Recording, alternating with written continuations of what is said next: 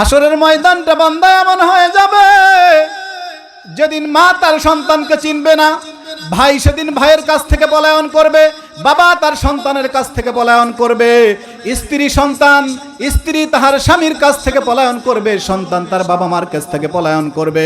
এমন একটা ভয়াবহ অবস্থা হয়ে যাবে, এমন একটা ভয়াবহ অবস্থা হয়ে যাবে।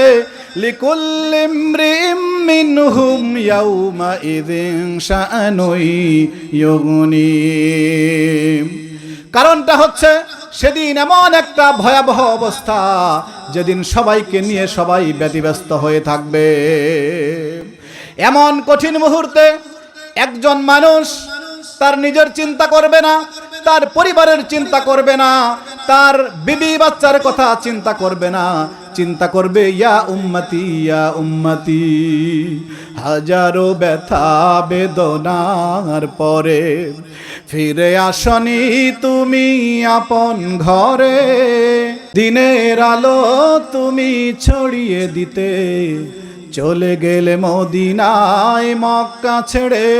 হে রাসূল তোমাকে ভুলি আমি কেমন করে, হে রাসূল তোমাকে ভুলি আমি কেমন করে। ক্বালু ইয়া ওয়াইলানা মান বা'আথানা মিন মারকাদিনা। একটা তো আরামসে ঘুম দিয়েছিলাম, কে আমাকে ডাক দিল, খুব আরামে ঘুম দিয়েছিলাম, তখন গায়েব থেকে আওয়াজ আসবে হাদা মা ওয়াদার রহমান। গায়েব থেকে একজন আওয়াজ দিয়ে বলবে আজকে হচ্ছে সেই দিন যেই দিনের ওয়াদা তোমার রব দিয়েছিলেন। আজকে হলো সেই দিন, অর্থাৎ আজকে বিচারের দিন। ওয়া সাদাকাল মুরসালুন, এবং নবী আম্বিয়াগণ যেই দিনের কথা তোমাদেরকে বলেছিলেন, যেই দিনের কথাগুলো তোমরা বিশ্বাস করনি। وَنُفِخَ فِي الصُّورِ فَإِذَا هُمْ مِنَ الْأَجْدَاثِ إِلَى رَبِّهِمْ يَنسِلُونَ। আল্লাহ রাব্বুল আলামিন বলেন, যখন ইসরাফিল আলাইহিস সালাম ফুঁক দেবে সিংহায়, এই দুনিয়া ধ্বংসে পরিণত হয়ে যাবে। তৃতীয় ফুৎকারে যখন সব মানুষগুলো কবরে শায়িত অবস্থায় আছে, ওই কবর থেকে উঠে আল্লাহর দিকে ছুটতে থাকবে। যখন তৃতীয় ফুৎকার দেওয়া হবে, ইসরাফিল আলাইহিস সালাম ফুৎকার দেবেন, তখন মানুষগুলো যে যেখানে সমাহিত হয়েছে সেখান থেকে উঠতে থাকবে আর হাসরের ময়দানে যেতে থাকবে।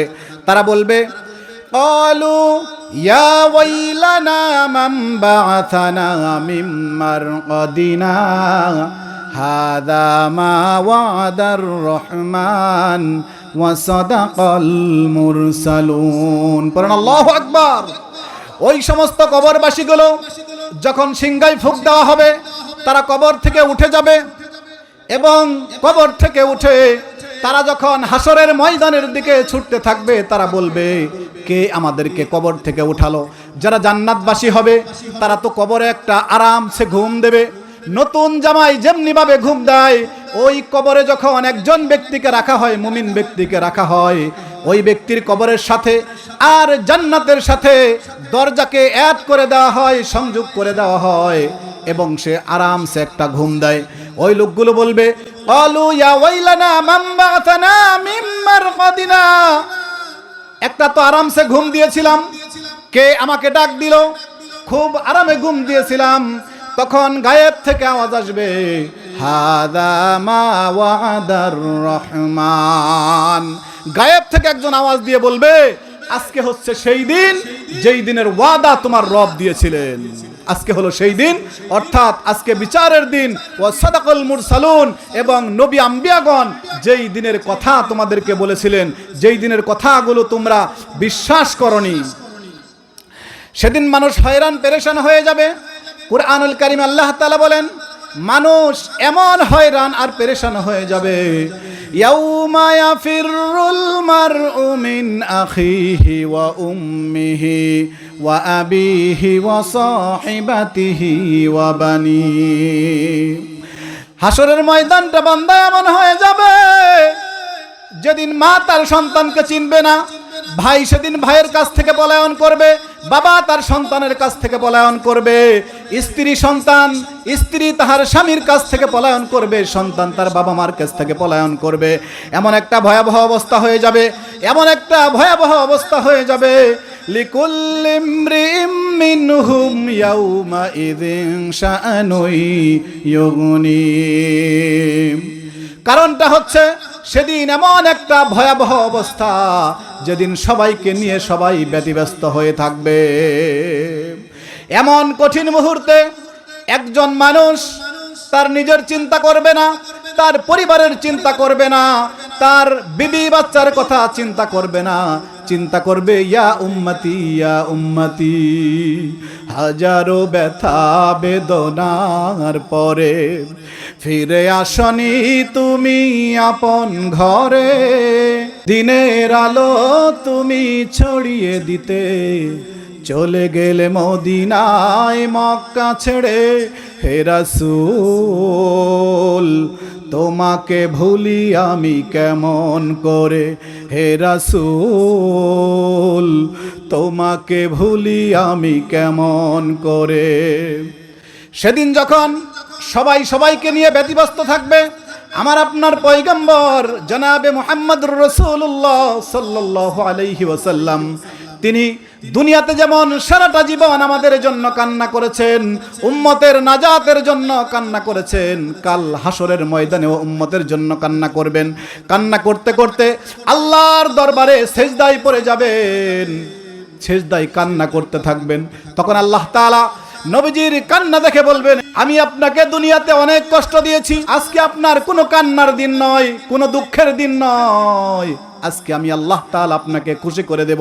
আপনি মাথা ওঠান, ইরফা রাসাক, আপনি মাথা ওঠান, আপনি আপনার যেই উম্মতের ব্যাপারে সুপারিশ করবেন আমি সেই উম্মতকে আমি আল্লাহ মাফ করে দেব।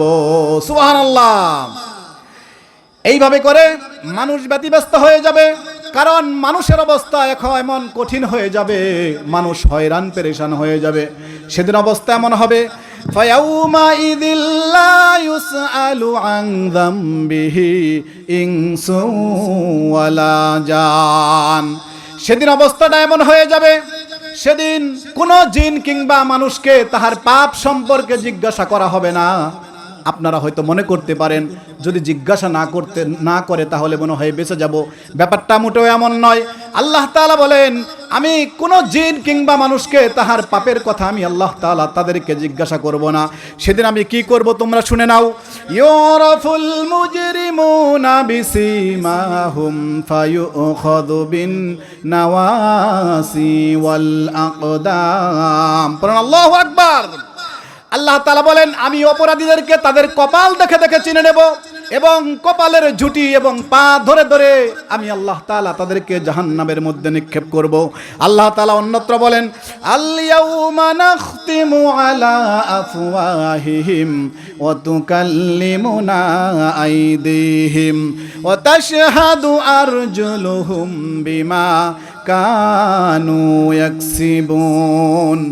আল্লাহ রাব্বুল আলামিন বলেন, সেই দিনটা এমন হয়ে যাবে, আল ইয়াউমা নাখতিমু আলা আফওয়াহিহিম, আমি আল্লাহ তাআলা ওই সমস্ত মুজরিমিন অপরাধীদের মুখে তালা মেরে দেব, সিল মেরে দেব, তাদের মুখ আমার সঙ্গে আর কথা বলতে পারবে না।